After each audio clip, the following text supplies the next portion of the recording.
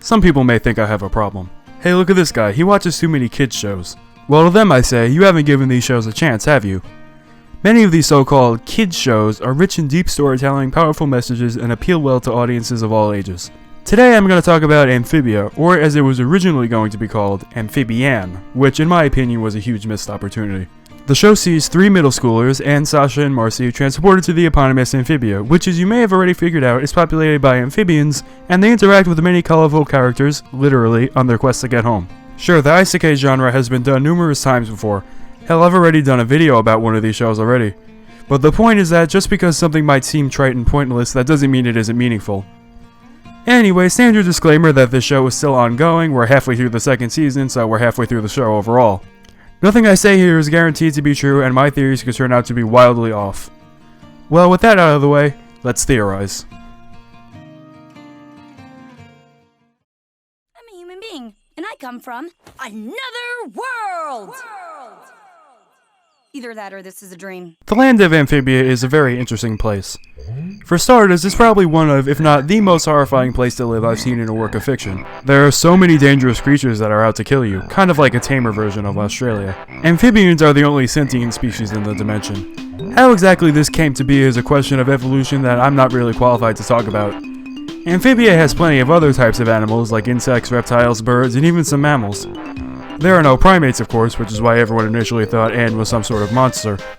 It honestly seems like every other week there's some creature which threatens the population of Amphibia, or at least poorer areas like Wortwood. The acting troupe had to cancel on account of, well, being eaten on the way here. I'm honestly wondering how these amphibians haven't been driven to extinction yet, but I guess after a while you're just adapting, get used to it. Believe me, everyone should be going to combat camp. I guess I should be asking the more important questions, like, what was in those hot dogs? I probably don't want to know the answer. As for the social structure of this world, we have an easy-to-miss line by Marcy regarding, quote, amphibious species-based caste systems. From what we've seen of Amphibia society, this caste system appears to be newts, toads, frogs, and axolotls. Newtopia is definitely the highest echelon of Amphibia.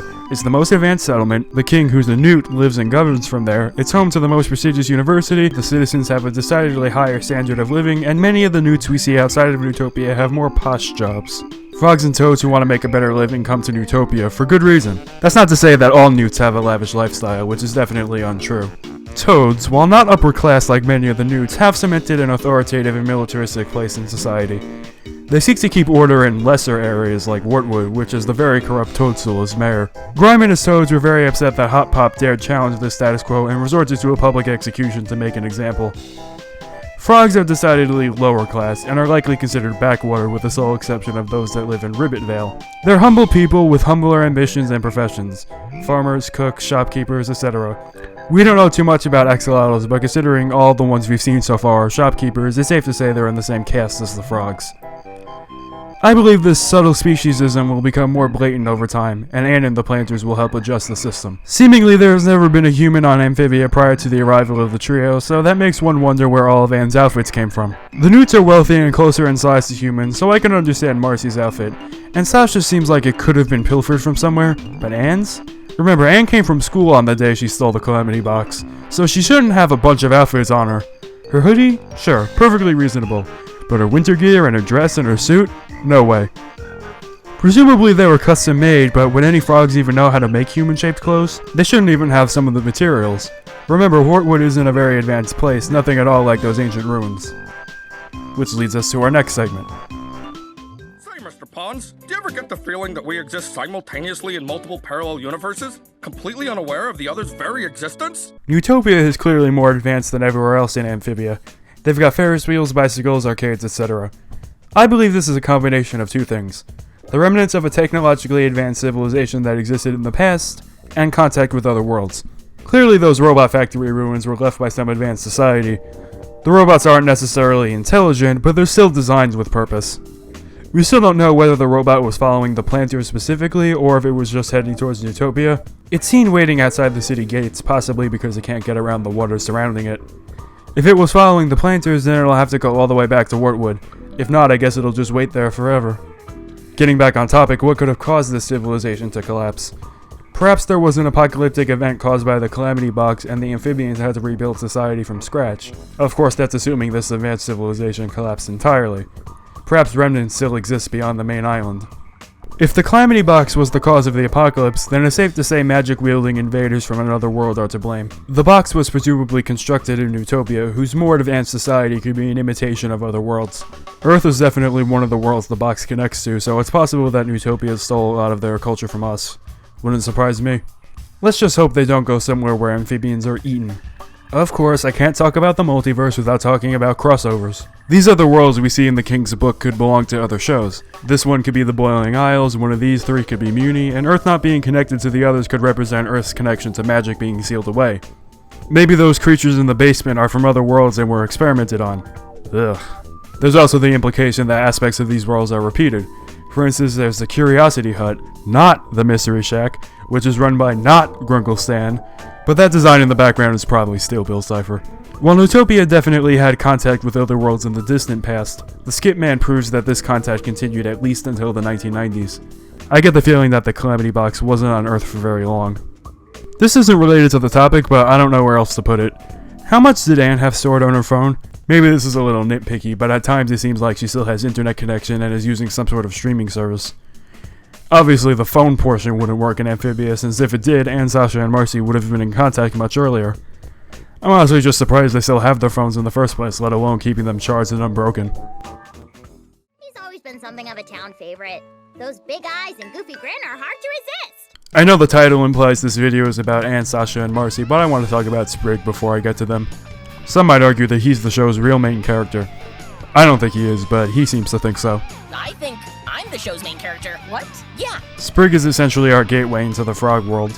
Most of the plots revolving around Polly and Hop Pop are rather fanciful and played for laughs, but Sprig's, wanting to make a new friend, wanting validation from his family, having a crush on someone else, grieving over a lost family member, these are all very realistic.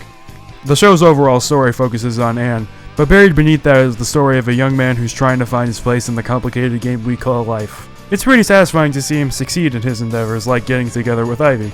It'll be good to see more of the two of them together. I personally really like that Sprig looks like Kermit sometimes, but of course he can't compete with the real thing. The series seems to be building up to a big adventure plot, and with that Sprig will certainly prove himself to be the hero we all know he is deep inside. Let's also talk about Polly while we're at it. She'll be growing as the series goes on, and I mean that both figuratively and literally. According to Marcy, her legs will be developing within 2 months, so I predict they'll show up by the end of the second season.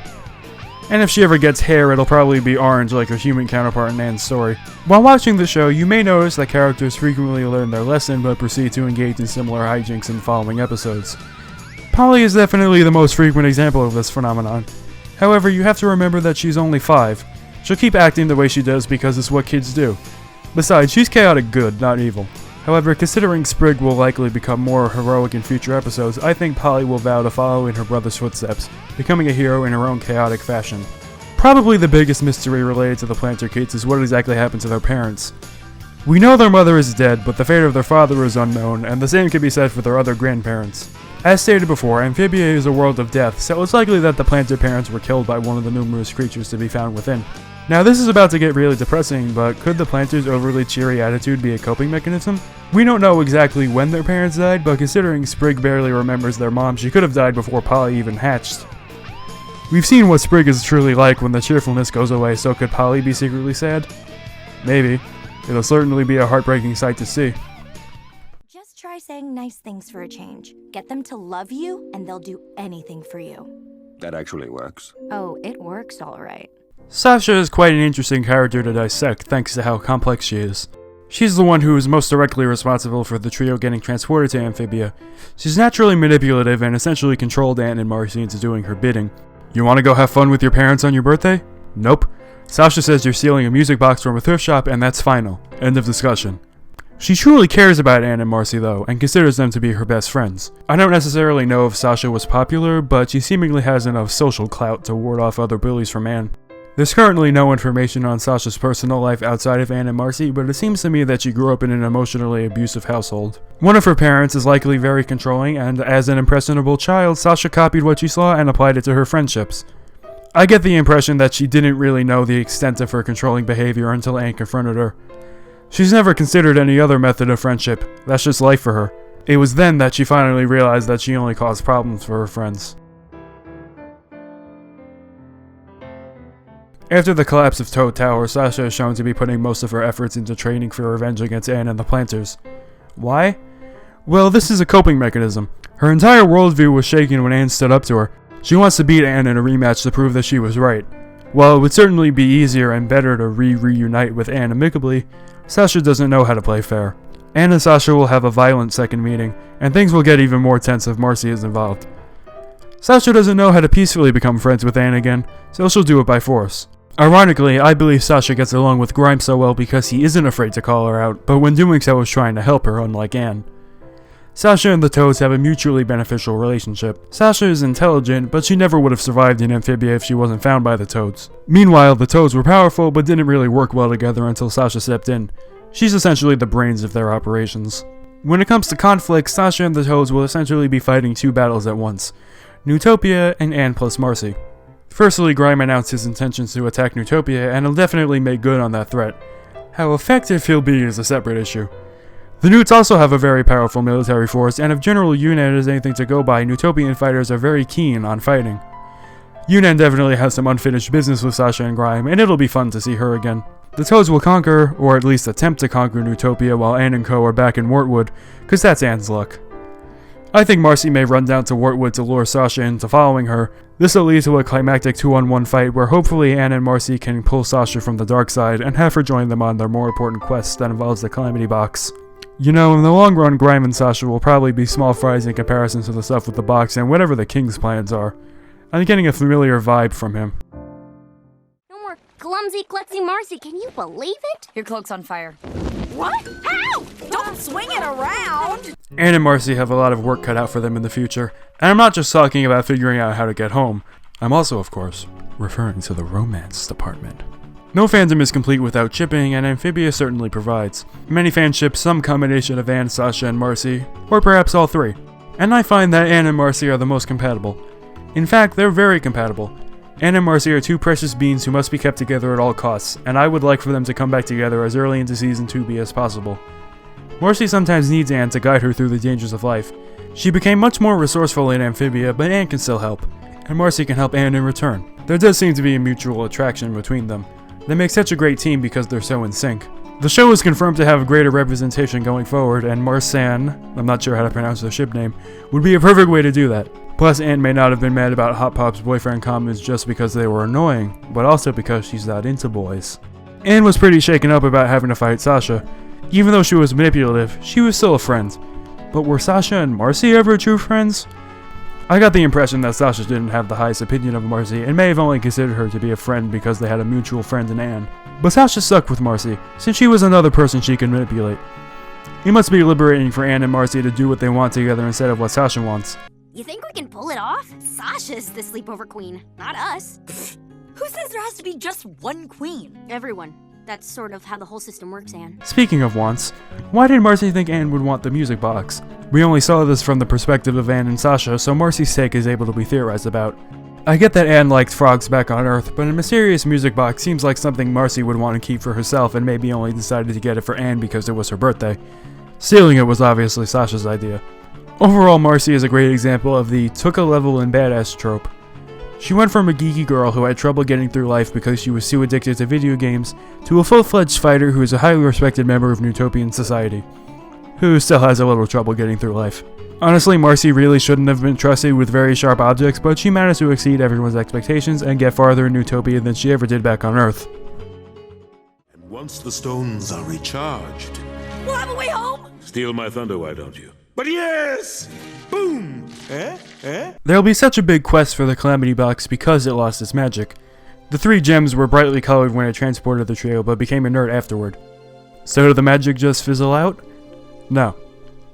In the first episode, Anne's eyes briefly glow blue when she's fighting off a giant mantis, which might seem minor, but gives theorists like me enough to work with. They glow blue again in the Season 2 premiere, and her sword glows blue in the Season 2 intro. This is the exact same blue as the blue gem on the Calamity box. Marcy's eyes glow green when she rescues Sprig from the Barbarian Ant Queen, which by process of elimination leaves Sasha with purple glowing eyes, which we haven't seen yet but likely will soon. The symbols under the gems also correspond with each girl's personality. Anne's the heart, Marcy's the brains, and Sasha's a fighter. All three of them showcase superhuman feats of strength thanks to the magic granted to them by a box that was lying in a thrift shop. By the way, there was a Dreamcast in the thrift shop. Pretty cool. Going forward, they'll begin to use this magic more skillfully against the enemies they face.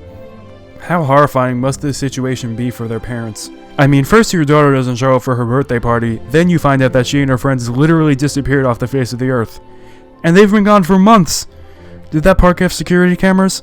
The thrift shop probably did, so to Anne's parents' knowledge, the last thing she ever did was steal a music box. Sasha and Marcy's parents are also probably freaking out. Well, maybe not Sasha's if my previous theory is correct, but perhaps they'll blame themselves for what happened. Anne's parents are probably smart enough to realize she wouldn't steal anything on her own volition. Maybe they'll meet another parent whose child seemingly disappeared. The Calamity trio is from California, and I suspect Luz is from somewhere on the west coast because of the trees.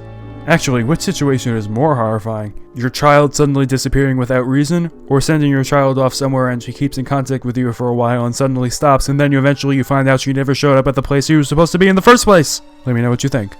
Once the trio gets back to Earth, their parents will probably ask, "Where the hell were you?" And then they'll ask, "What the hell is that smell?" You know, I'm just assuming that Amphibia has a swampy, muddy smell, and over time Anne and Sasha and Marcy would just get used to it and be like, "What smell?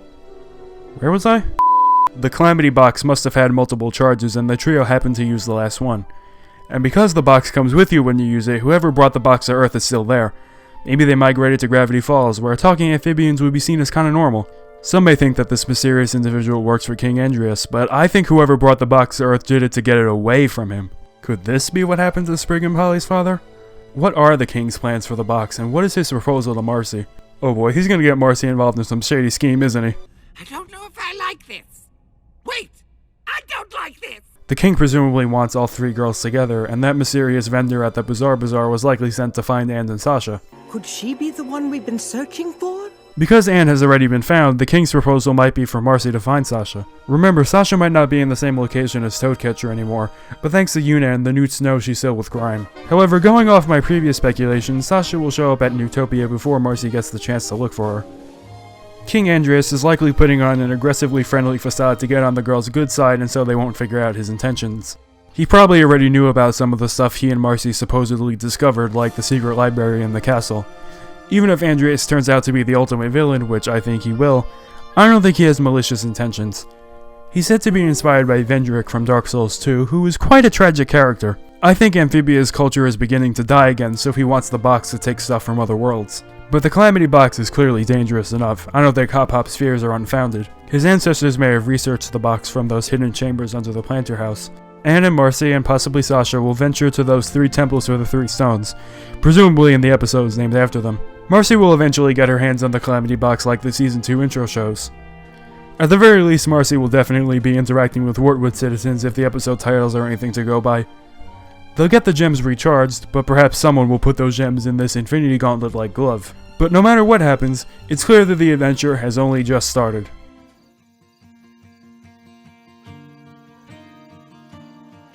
Hey everyone, I hope you all enjoyed this Amphibia video. As always, feel free to comment your own theories and predictions, and remember that mine can be completely wrong. Until next time, thanks for watching.